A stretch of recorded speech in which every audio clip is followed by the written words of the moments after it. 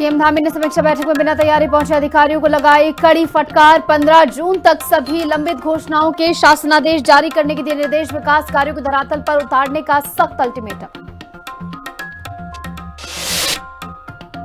Dehradun police ने पकड़ा high profile ठग नेताओं को बनाया निशाना। खुद को वरिष्ठ नेता का निजी सचिव बताकर करोड़ों की ठगी। 25 लाख समेत कई राज्यों के नेताओं से मोटी रकम ठगी थी। पिथौरागढ़ में दर्दनाक हादसा। 150 फीट गहरी खाई में गिरी कमांडर जीप। हादसे में एक युवक की मौके पर मौत, जबकि एसडीआरएफ ने 3 घायलों को बचाया।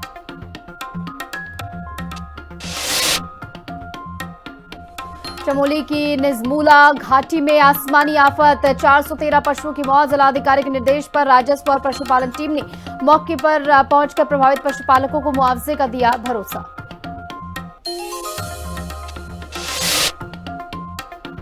लालकुआ के टांडा रेंज में हाथी का आतंक। क्षेत्र में 72 घंटों के भीतर हाथी ने 3 लोगों को कुचलकर मार डाला। वन विभाग ने गश्त बढ़ाने पर जंगल न जाने की अपील।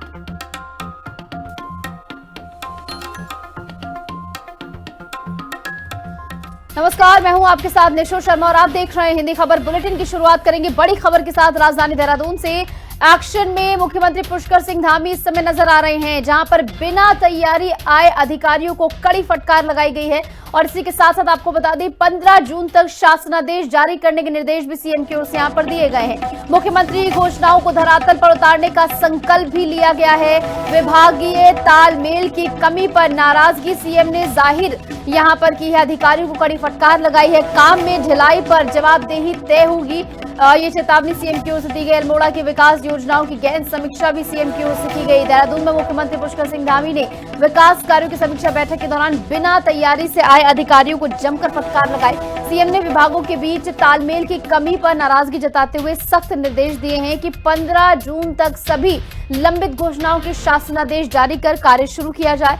उन्होंने स्पष्ट किया है कि जन घोषणाएं सरकार की सर्वोच्च प्राथमिकता हैं और जिला स्तर के मामलों को शासन तक लाना जो है बर्दाश्त नहीं होगा। लापरवाही बरतने वाले जिलाधिकारियों की जवाबदेही भी तय की जाएगी। अल्टीमेटम सीएम की ओर से दिया गया।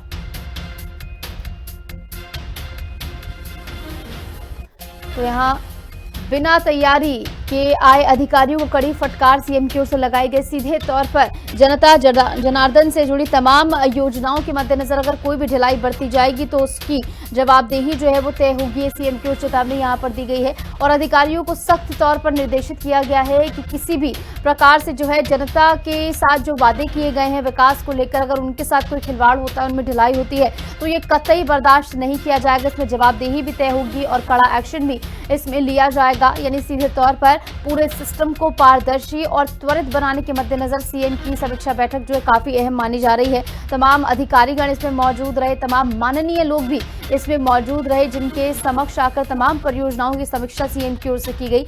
और इस मद्देनजर जरूरी दिशा निर्देश सीएम पुष्कर सिंह धामी की ओर से दिए गए हैं। 15 जून तक डेडलाइन भी सीएम ने पेश की है। घोषणाओं में ढिलाई अब तय होगी, इस पर जवाबदेही। इस बीच हमारे साथ हमारी सहयोगी शुभांगी भट्ट जुड़ गई देहरादून से ज्यादा जानकारी के साथ। तो शुभांगी, सीधे तौर पर अब पूरे सिस्टम को त्वरित और पारदर्शी बनाने के मद्देनजर ये समीक्षा बैठक कहीं की एक मील का पत्थर है कि अधिकारियों को फटकार लगाई गई है। फिलहाल कौन कौन सी ये योजनाएं हैं जिन पर ढिलाई बरती जा रही है और जल्द इन पर काम शुरू होगा? बिल्कुल, देखिए लगातार हम देख रहे हैं कि मुख्यमंत्री हर दूसरे या तीसरे दिन समीक्षा कर रहे हैं सीएम घोषणाओं की, क्योंकि जब भी वो कहीं जाते हैं तो वो घोषणा जरूर करके आते हैं। और सीएम की प्राथमिकता है कि जो घोषणाएं सरकार कर रही है, मुख्यमंत्री मंच से कर रहे हैं, वो धरातल पर उतरनी चाहिए, क्योंकि जनता को सरकार पर विश्वास है और उसी विश्वास के चलते वो उस घोषणा पर भी विश्वास करते हैं जो मुख्यमंत्री उनकी जगह पर करके आते हैं। ऐसे में हमने देखा कि इस बीच मुख्यमंत्री ने कुमाऊं मंडल की 4 विधानसभाओं की समीक्षा बैठक की, जिसमें सल्ट था, रानीखेत, सोमेश्वर और जागेश्वर, ये 4 विधानसभाएं थी जिनकी समीक्षा की। लेकिन इस बीच ये देखने को मिला कि अधिकारी जो है वो बिना किसी प्रिपरेशन के इस बैठक में पहुंचे थे।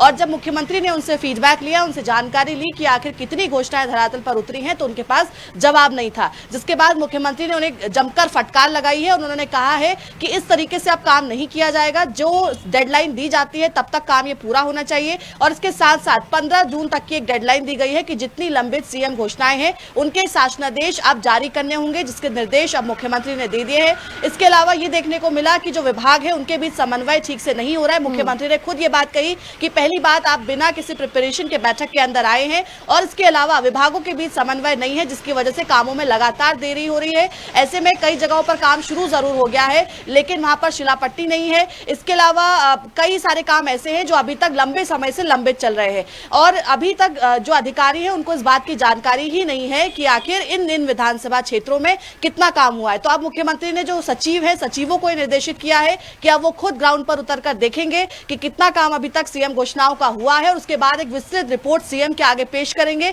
कि कितना % काम अभी तक किस विधानसभा में हो चुका है और कितना काम अभी रह गया है। इसके अलावा मुख्यमंत्री ने यह बात सख्त तौर पर कह दी है कि इस बार जो भी कामों में देरी करेगा, लापरवाही बरतेगा, कोताही बरतेगा, वो उसकी जवाबदेही अब तय होगी। उस अधिकारी को अब जवाब देना होगा, उस विभाग के व्यक्ति को जवाब देना होगा कि आखिर काम क्यों पूरा नहीं हुआ है। कुल मिलाकर ये जो फटकार इस बार सीएम ने लगाई है, एक बड़ा संदेश है अधिकारियों के लिए भी कि आप जितने हल्के में सीएम घोषणाओं को ले रहे हैं या जिन योजनाओं को ले रहे हैं जिसकी घोषणा खुद सरकार करती है, अगर आप उसमें कोताही बरतेंगे तो मुख्यमंत्री खुद बैठकर उस पर फटकार लगाते भी नजर आएंगे और एक्शन लेते भी नजर आएंगे। और अब इस फटकार के बाद ये माना जा रहा है कि अधिकारी और सचिव जिनको अब निर्देशित किया गया है वो खुद ग्राउंड पर जाएंगे, खुद इसकी विस्तृत रिपोर्ट अब बनाएंगे, मुख्यमंत्री के आगे पेश करेंगे और इन कामों में अब तेजी आएगी। बिल्कुल, सीधे तौर पर कहें कि कड़ी चेतावनी सीएम की ओर से यहाँ पर दी गई और तमाम आपने योजनाएं भी गिनाई जिन पर काम किया जाना है। इस बीच ये भी बताइए शुभांगी कि किस तरीके का संदेश जनता के बीच इस समीक्षा बैठक के बाद गया है, क्योंकि बार बार शिकायत करने के बावजूद जब एसी में बैठे तमाम अधिकारी एक्शन में नहीं आते हैं, तो ऐसे में जरूरत पड़ जाती है कि सीएम खुद इसमें हस्तक्षेप करे, जो कि उन्होंने अब किया भी है।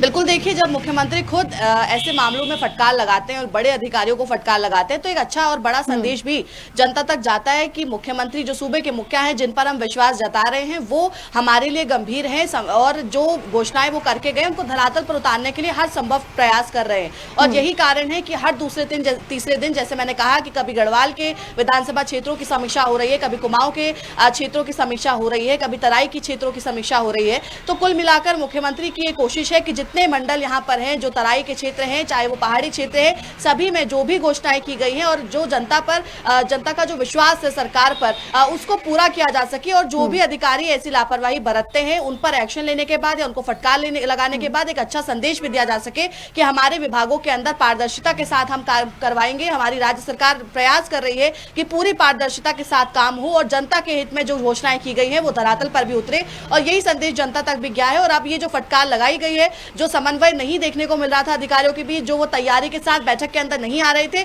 शायद उस फटकार के बाद अब जब भी अगली हमारी बैठक होगी, जब भी सचिवालय के अंदर बैठक होगी, क्योंकि मुख्यमंत्री ने साफ किया है, डेडलाइन दी है 15 जून की, और उन्होंने कहा है कि 15 जून से पहले एक और बैठक होगी जिसमें वो फीडबैक लेंगे कि अब कितना काम हुआ है। तो इस बार पूरे अधिकारी तैयारी के साथ आए।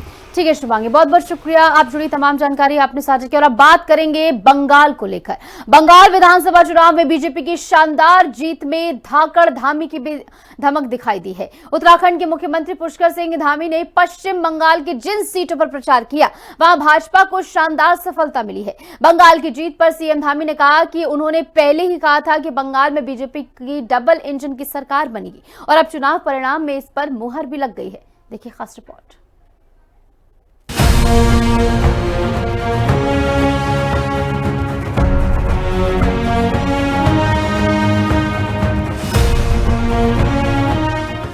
पश्चिम बंगाल के चुनाव में उत्तराखंड के मुख्यमंत्री पुष्कर सिंह धामी भी बीजेपी के स्टार प्रचारकों में शामिल रहे। भारतीय जनता पार्टी ने उन्हें खास तौर पर उन सीटों पर उतारा जहां पहाड़ी मूल के मतदाताओं की संख्या प्रभावशाली मानी जाती है या पार्टी को संगठनात्मक मजबूती की जरूरत थी। और सीएम धामी ने भी बंगाल में चुनाव प्रचार के दौरान अपने संगठनात्मक कौशल का भरपूर प्रदर्शन किया। सीएम धामी ने उत्तर 24 परगना के बोगांव इलाके में बोगांव दक्षिण, बोगांव उत्तर, बगदा और गेघाटा सीट पर पार्टी प्रत्याशियों के पक्ष में प्रचार किया।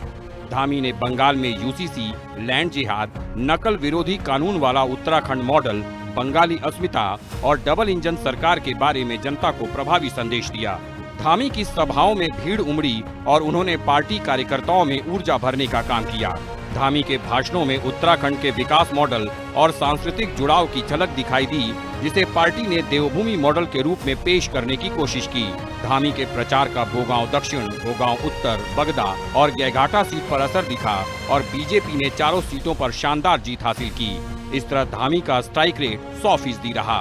बंगाल की शानदार जीत पर देहरादून में बीजेपी कार्यकर्ताओं के साथ जश्न में शामिल सीएम धामी ने कहा कि गंगोत्री से गंगा सागर तक भगवा लहरा चुका है। सीएम ने कहा कि ये जीत की झालमुड़ी का स्वाद है, जिसमें जनता का विश्वास और भाजपा का साथ है। मुख्यमंत्री ने कहा कि वो बंगाल चुनाव के दौरान और उसके बाद भी लगातार ये कहते रहे कि बंगाल में कमल खिलेगा और चुनाव परिणाम ने इस पर मुहर लगा दी है। नेतृत्व है कि मैं हर चुनाव में, हर किसी भाषण में मैं एक ही बात बोलता था। जब मीडिया के मित्र मुझे पूछते थे कि बंगाल में क्या होगा, तो मैं कहता था कि देखिए आप, जहां जहां से भी कांग्रेस उखड़ी है, जहां जहां से भी कांग्रेस एक बार समाप्त हुई है, सरकार से बाहर हुई है, वहां कांग्रेस दोबारा नहीं आई है। और देश में जहां भी चुनाव हो रहे हैं, लोग वहां डबल इंजन लगा रहे हैं, यानी कि एनडीए और भाजपा की सरकार बन रही है।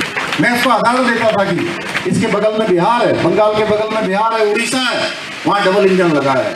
हमारे हरियाणा में डबल इंजन लगा है, उत्तर प्रदेश, उत्तराखंड में डबल इंजन है, दिल्ली में लंबे समय बाद डबल इंजन लगा है, मध्य प्रदेश में लगातार डबल इंजन है, गुजरात में लगातार डबल इंजन है, छत्तीसगढ़ में लगातार डबल इंजन लग रहा है।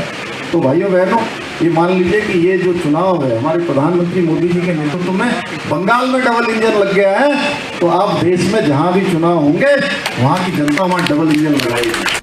राजनीतिक जानकारों का मानना है कि युवा सीएम पुष्कर सिंह धामी का प्रचार अभियान बीजेपी के लिए बंगाल चुनाव में मददगार जरूर रहा, खासकर उन इलाकों में जहां पहाड़ी मतदाताओं का प्रभाव है। बंगाल जैसे राज्य में जहां क्षेत्रीय राजनीति और स्थानीय पहचान बेहद मजबूत है, वहां धामी के प्रभावशाली प्रदर्शन ने धामी की धाकड़ छवि और मजबूत की है। और इससे ये साबित हो गया है कि धामी को यूं ही धाकड़ और धुरंधर नहीं कहा जाता। ब्यूरो रिपोर्ट, हिंदी खबर।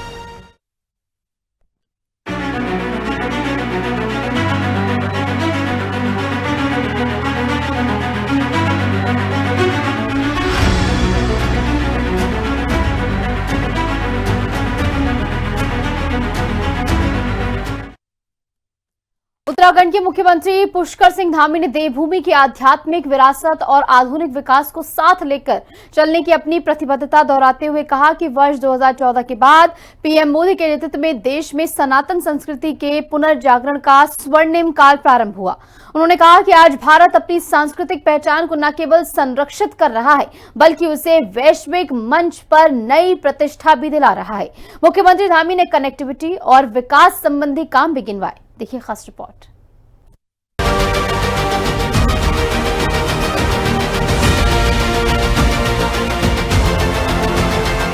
देवभूमि उत्तराखंड की आध्यात्मिक पहचान, सांस्कृतिक विरासत और सनातन परंपरा को अक्षुण्ण बनाए रखने की प्रतिबद्धता को एक बार फिर से मुख्यमंत्री पुष्कर सिंह धामी ने दोहराया। उन्होंने कहा कि राज्य सरकार लगातार प्रयास कर रही है कि सनातन परंपराओं को बचा सके। उन्होंने बताया कि किस तरीके से काशी विश्वनाथ कॉरिडोर हो, केदारनाथ का पुनर्निर्माण कार्य हो या फिर बद्रीनाथ मास्टर प्लान, लगातार ऐसे धार्मिक स्थलों को विकसित करने का प्रयास किया जा रहा है ताकि ये स्थल वैश्विक पहचान बना सके।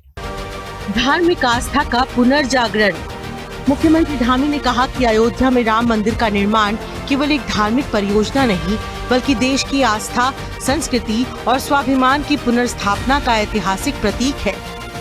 उन्होंने इसे सदियों की प्रतीक्षा का अंत बताते हुए आने वाली पीढ़ियों के लिए प्रेरणादायक बताया। उन्होंने ये भी उल्लेख किया कि देश भर में धार्मिक स्थलों के विकास से सांस्कृतिक चेतना को नई ऊर्जा मिली है। काशी विश्वनाथ धाम कॉरिडोर, महाकाल लोक और केदारनाथ धाम जैसे प्रकल्पों ने भारत की आध्यात्मिक धरोहर को भव्य और सुलभ बनाया है।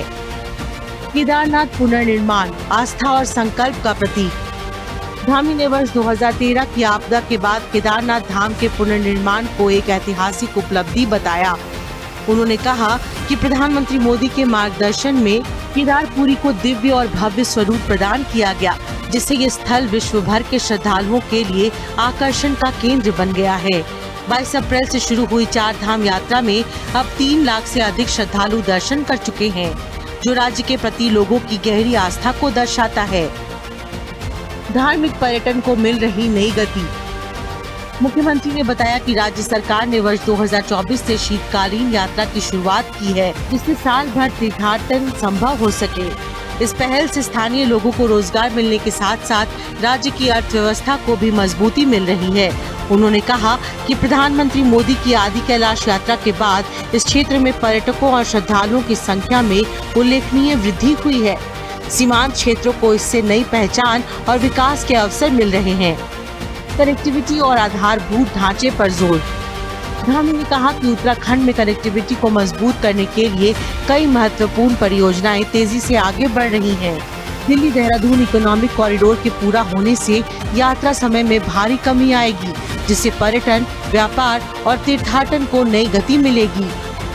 उन्होंने बताया कि इस कॉरिडोर के जरिए दिल्ली से देहरादून की दूरी मात्र 2.5 घंटे में तय की जा सकेगी, जो राज्य के विकास के लिए मील का पत्थर साबित होगा। हेमकुंड साहिब रोपवे श्रद्धालुओं के लिए बड़ी सुविधा। मुख्यमंत्री ने हेमकुंड साहिब के लिए प्रस्तावित रोपवे परियोजना को भी अहम बताया। उन्होंने कहा कि इसके पूरा होने से श्रद्धालुओं की यात्रा अधिक सुगम और सुरक्षित बनेगी, साथ ही क्षेत्रीय विकास को भी बढ़ावा मिलेगा। सांस्कृतिक संरक्षण और सामाजिक एकता पर बल। सीएम धामी ने कहा कि देवभूमि उत्तराखंड की पहचान उसकी आध्यात्मिकता और सांस्कृतिक मूल्यों से है, जिसे हर हाल में सुरक्षित रखना आवश्यक है। उन्होंने जोर दिया कि ये जिम्मेदारी केवल सरकार की नहीं, बल्कि समाज के प्रत्येक नागरिक की है। उन्होंने धार्मिक योजनाओं की भूमिका पर प्रकाश डालते हुए कहा कि ऐसे कार्यक्रम समाज को एकजुट करते हैं और युवा पीढ़ी को अपनी परंपराओं से जोड़ते हैं। विकास और विरासत का संतुलन। मुख्यमंत्री ने स्पष्ट किया कि राज्य सरकार विकास और विरासत दोनों को समान प्राथमिकता दे रही है। आधारभूत ढांचे के विकास के साथ साथ पर्यावरण संरक्षण और सांस्कृतिक धरोहरों के संरक्षण पर विशेष ध्यान दिया जा रहा है। देवभूमि का भविष्य सुरक्षित करने का संकल्प। धामी ने अपने संबोधन में कहा कि उत्तराखंड में जन्म लेना सौभाग्य की बात है, लेकिन जो लोग इस भूमि को अपनी कर्म भूमि बनाते हैं वे भी उतने ही भाग्यशाली हैं। उन्होंने सभी से अपील की कि देवभूमि के देवत्व, संस्कृति और परंपराओं को संरक्षित रखने में अपना योगदान दें। मुख्यमंत्री धामी का यह संदेश स्पष्ट करता है कि उत्तराखंड में धार्मिक आस्था, सांस्कृतिक पुनर्जागरण और आधुनिक विकास एक साथ आगे बढ़ रही है। सरकार का फोकस न केवल तीर्थाटन को बढ़ावा देने पर है, बल्कि रोजगार सृजन, आधारभूत ढांचे के विस्तार और सामाजिक एकता को मजबूत करने पर भी है। मुख्यमंत्री ने कहा कि प्रधानमंत्री के विशेष मार्गदर्शन में लगातार उत्तराखंड और पूरा देश आगे बढ़ रहा है। चाहे प्रदेश के अंदर शीतकालीन यात्रा को बढ़ावा देना हो, अर्थव्यवस्था को मजबूत करना हो या फिर कनेक्टिविटी को बढ़ावा देना हो, लगातार केंद्र और राज्य सरकार मिलकर तेजी से काम कर रही है। देहरादून से कैमरा पर्सन इलियास अहमद के साथ मैं शुभांगी भट्ट, हिंदी खबर। बीजेपी विधायक अरविंद पांडे के वायरल पत्र पर गरमाई राजनीति के बीच बीजेपी विधायक ने प्रेस वार्ता कर वायरल पत्र को फर्जी बताया है। वहीं अरविंद पांडे के बयान के बावजूद कांग्रेस प्रदेश अध्यक्ष गणेश गोदियाल ने पत्र की सच्चाई की जांच की मांग को दोहराया है। गोदियाल ने कहा कि वो फिर आरोप लगा रहे हैं कि ये पत्र अरविंद पांडे की ओर से ही जारी हुआ और इसके लिए बीजेपी सरकार चाहे तो उन पर मुकदमा दर्ज करा सकती है। देखिए खास रिपोर्ट। वायरल पत्र पर अरविंद का खंडन। गोदियाल बोले आरोप हैं कायम। पत्र जारी करने से बीजेपी एमएलए का इनकार। पीसीसी चीफ बोले पत्र की जांच कराए सरकार। बीजेपी के गदरपुर विधायक अरविंद पांडे के बताए जा रहे सोशल मीडिया पर एक वायरल पत्र को लेकर कांग्रेस प्रदेश अध्यक्ष गणेश गोदियाल ने सरकार को घेरा था। पत्र में विधायक की ओर से उन्हें प्रताड़ित करने और उनके खिलाफ मुकदमे दर्ज कराकर उन्हें फंसाने की साजिश की बात कही गई थी, जिस पर गोदियाल ने इसकी उच्च स्तरीय जांच की मांग की थी। इस मामले में विधायक अरविंद पांडे की चुप्पी को लेकर भी सवाल उठ रहे थे। अब विधायक अरविंद पांडे ने अपनी खामोशी तोड़ते हुए इस पत्र को काल्पनिक बताया है। बीजेपी प्रदेश कार्यालय में प्रेस वार्ता कर अरविंद पांडे ने कहा कि गणेश गोदियाल ने जिस पत्र को जारी किया उससे उनका कोई वास्ता नहीं है। वहीं अरविंद पांडे के इस बयान के बावजूद कांग्रेस प्रदेश अध्यक्ष गणेश गोदियाल ने पत्र की सच्चाई की जांच की मांग को दोहराया है। गोदियाल का कहना है कि वो इस आरोप पर कायम हैं कि ये पत्र अरविंद पांडे की ओर से ही जारी हुआ है। पीसीसी चीफ ने कहा कि अरविंद पांडे ने ये क्यों नहीं कहा कि इस पत्र में लिखी हुई बातें गलत हैं और उनके खिलाफ कोई साजिश नहीं की जा रही। गोदियाल ने चुनौती देते हुए कहा कि बीजेपी की सरकार चाहे तो उन पर मुकदमा दर्ज करा सकती है। कांग्रेस के प्रदेश अध्यक्ष श्री गणेश गोदियाल जी के माध्यम से कोई पत्र जारी किया गया और इसमें हमारे नाम का, अरविंद पांडे नाम का हवाला दिया गया। मैं आप लोगों के माध्यम से मैं इतना ही कहना चाहूँगा कि वह पत्र बिल्कुल काल्पनिक है। उस पत्र से हमारा कोई वास्ता नहीं है, कोई मतलब नहीं है। उन्होंने आज जो प्रेस कॉन्फ्रेंस की, उनको ये कहना चाहिए था कि ये आरोप गलत हैं, मेरे द्वारा ये जो आरोप लगाए गए ये गलत हैं, ये कहना चाहिए था उनको। मतलब ये इस पत्र में जो दिखाया गया है कि ये आरोप मैं लगा रहा हूँ, ये नहीं है, सही नहीं है। धामी जी अच्छा काम कर रहे हैं। धामी जी ने मेरे खिलाफ कोई साजिश नहीं की, कोई षड्यंत्र नहीं किया। मैं धामी जी का सिपाही हूँ, ये कहना चाहिए उन्हें। हमें तो खुशी होती कि भाई ऐसी बात कहें वो, लेकिन ये बात न कह के वो ये कह रहे हैं कि ये इससे मेरा कोई लेना देना नहीं। ये शायद ऐसे इस तरह का वाक्य था उनका कि मेरा इससे कोई लेना देना नहीं। मैं अब ये दोबारा आरोप लगा रहा हूँ कि उनका इससे बिल्कुल लेना देना है। और बीजेपी की सरकार अगर चाहती है तो मेरे पे केस करे कि गणेश गोदियाल कह रहा है कि इस पत्र से निश्चित रूप में अरविंद पांडे जी का और धामी जी का लेना देना है। मैं कह रहा हूँ है, जांच होनी चाहिए इसकी।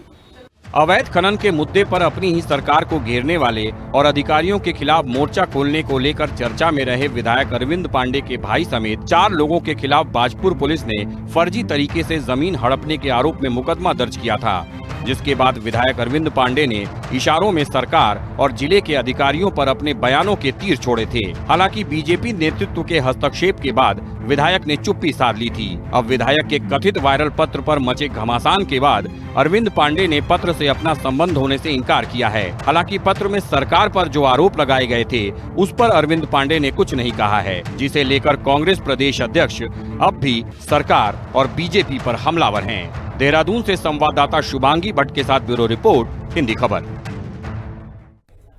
उत्तराखंड में आपदा प्रबंधन को लेकर मुख्य सचिव ने सचिवालय में महत्वपूर्ण बैठक की, जिसमें ग्लेशियर झीलों की प्रभावी निगरानी के लिए अर्ली वार्निंग सिस्टम यानी EWS जल्द लगाने के निर्देश दिए गए। चमोली की वसुंधरा झील को पायलट प्रोजेक्ट के रूप में चुना गया है, जबकि प्रदेश भर में भूकंप पूर्व चेतावनी प्रणाली को मजबूत करने के लिए 500 नए सेंसर लगाए जाएंगे।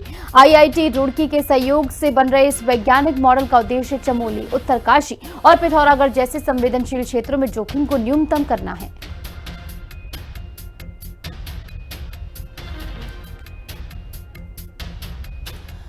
चमोली के निजमुला घाटी में आकाशीय बिजली गिरने से भारी तबाही हुई है, जहां गौड़ा भनाली तोक में 413 भेड़ बकरियों की दर्दनाक मौत हो गई। घटना की सूचना मिलते ही जिलाधिकारी गौरव कुमार ने राजस्व, पशुपालन और वन विभाग की संयुक्त टीम को तुरंत मौके पर भेजा। पशुपालन विभाग ने मृत पशुओं का पोस्टमार्टम कर जांच शुरू कर दी। प्रशासन ने प्रभावित पशुपालकों को ढांढस बंधाते हुए नियमानुसार जल्द से जल्द उचित मुआवजा और हर संभव सहायता देने का भरोसा दिया है।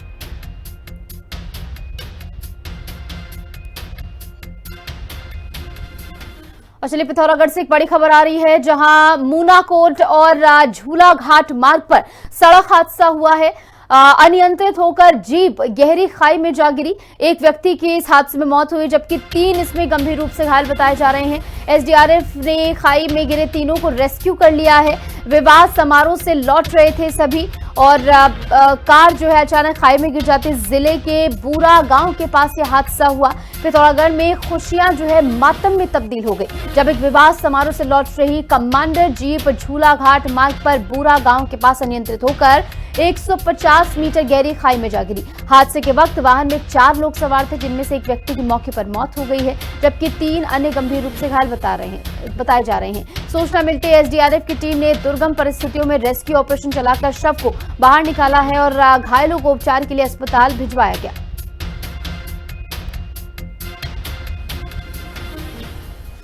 लालकुआं के टांडा रेंज में जंगली हाथियों का आतंक चरम पर है, जहां पिछले 72 घंटों में हाथी के हमले में 3 लोगों की जान जा चुकी है।